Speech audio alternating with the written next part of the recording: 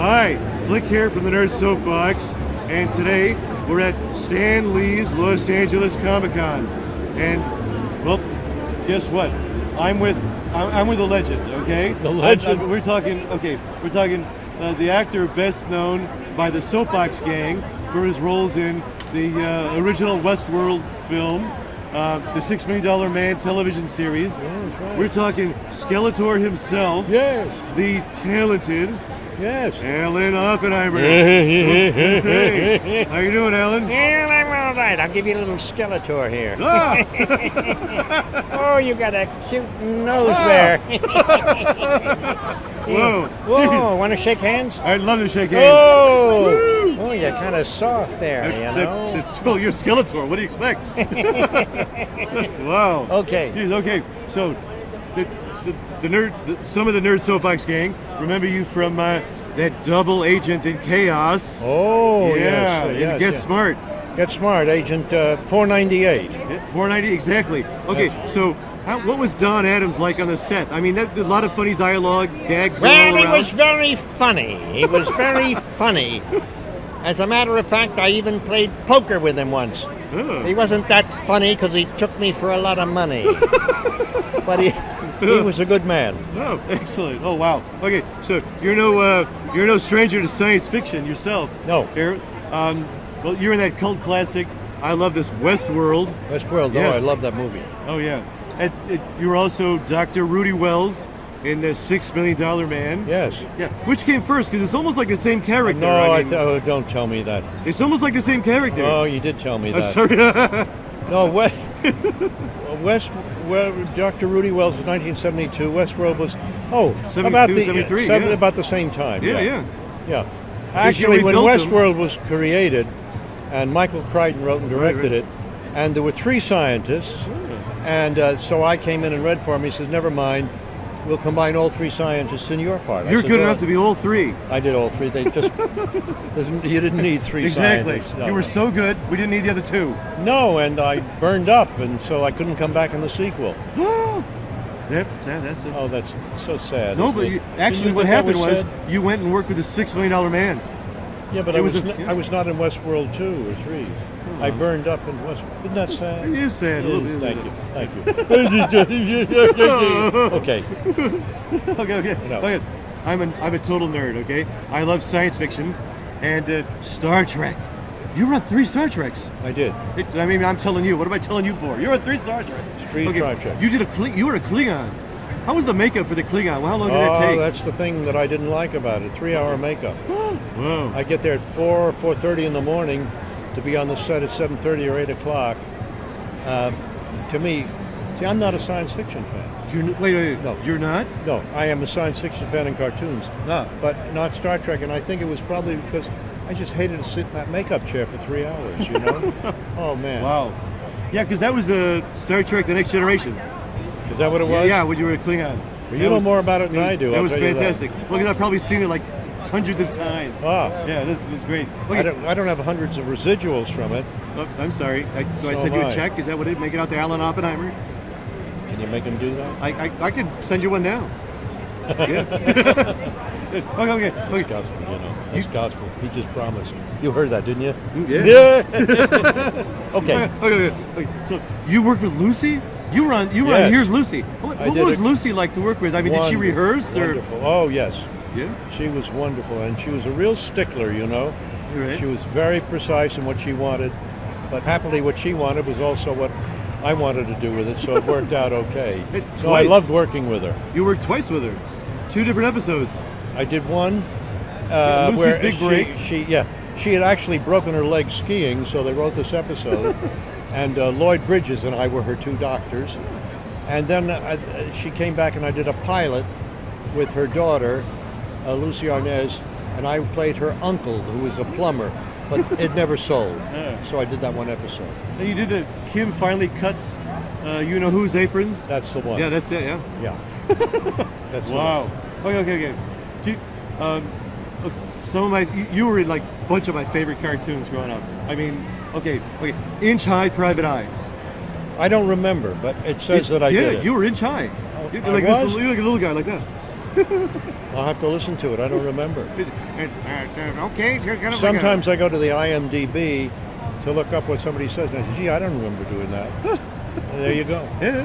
But I was like, what does Mighty Mouse sound like? I mean, did you? Well, he's up in here. Oh, Mighty Mouse. Whee! It's like you get the audition, and you're like, all right, let's see. What does a Mighty Mouse sound like? Well, what do you think he sounds like? He's a mouse. I know he sounds like that. All right. First time I went to audition for Joe Barbera, Yeah. I just had knee surgery, and I was in a cast, so my wife drove me out there. And it was my meeting with Joe, and he said, well, now Alan, there's a part for a talking dog. Can you do that? And I said, yeah, I can do that. He says, all right, you start tomorrow. So my wife drove me back, and she said, is this what you do for a living? I said, yeah. Wow. Okay. Okay. How did you come up with a voice for Skeletor? Because that's like way scary and unique.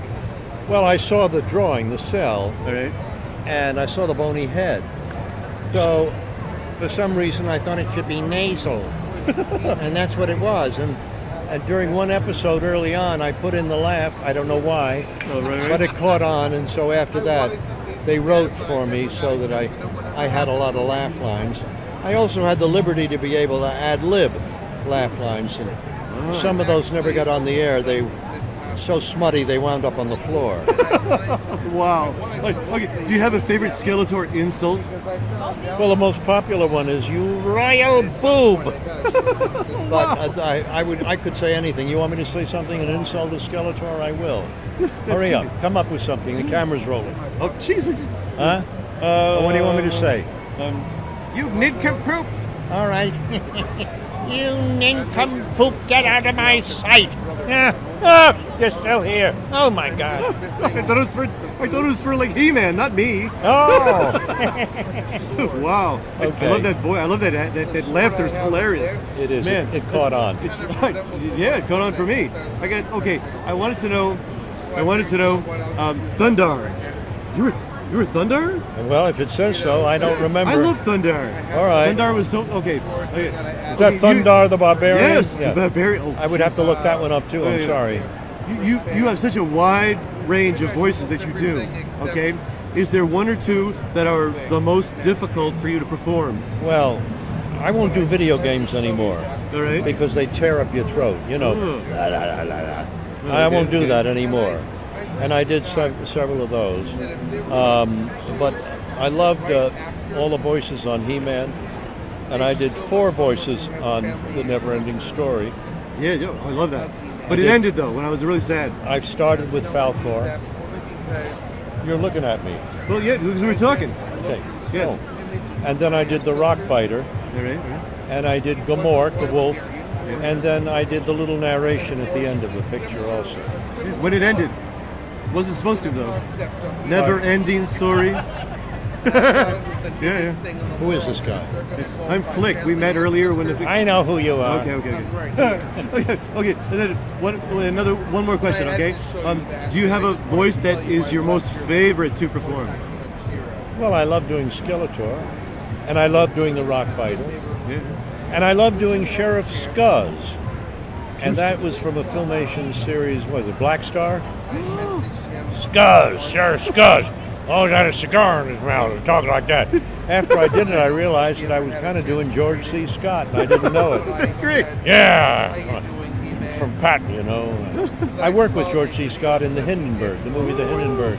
I saw that. What a What joy. scene were you in? Pardon? What scene were you in? I was in a lot of scenes. I traveled on the Hindenburg with my wife and 2 children, 2 sons, and we all burned up. I burned up. I'm seeing this as a kind of a recurring theme. Yeah. Burning up. Characters burning up in them. Yeah. Not good. It's a cheap way to get rid of me, isn't Yeah, it? you'd not have to pay again for the sequel. That's right. Yeah. Okay. I had it. Okay. Did you have like favorite cartoons when you're growing up? I didn't watch cartoons when I was growing up. There were no cartoons. I grew up in the days of radio. Favorite radio performers? Jack Benny. My favorite. Me too. Jack Benny. Yeah. And then after Rochester. now- Rochester. Yeah. Oh, Rochester. That's it. And then afterwards, I loved what's his name, the drunk from the who was on the Dean Martin roast. Oh gosh. I can't remember. Oh, I just love. You know it. Foster Brooks. That's it. My favorite. Foster Brooks. Foster Brooks. But oh yeah, Jack Benny. Was And my then favorite. Jack Benny, Foster Brooks, and the center square on Paul Lynde? Paul No. Lynde. Yeah. Oh my God. Yakka Susie. Oh, Yakka dear Susie. me. Oh, he's so pretty. I love Paul Lynde. Oh, Sammy. Yeah. You're silly. I like it. Flick. Oh, you're so attractive. You know, Mel Brooks. Mel Brooks. He was no Mel Brooks. Mel Blanc. Mel Blanc was on the Jack Benny show. He played all those wonderful characters. Yeah. Anaheim, Azusa, and Cucamonga. And he was the car too. Yes, he was Jack Benny's Maxwell car. Yeah. And Sheldon Leonard was on that show too. Sheldon Leonard was the guy who always said, "Psst, buddy, no, hey, buddy." Hey, buddy. Like yeah. Jack Benny walks up to a kiosk to get the New York Times, Yeah. and you hear Sheldon behind him saying, "The Daily News." He was wonderful, and he produced I Spy, Yes. which was the first show I did when I came to Hollywood. Really? Yes, That was a groundbreaking show. I know. Yeah. Wow, you're in some good stuff.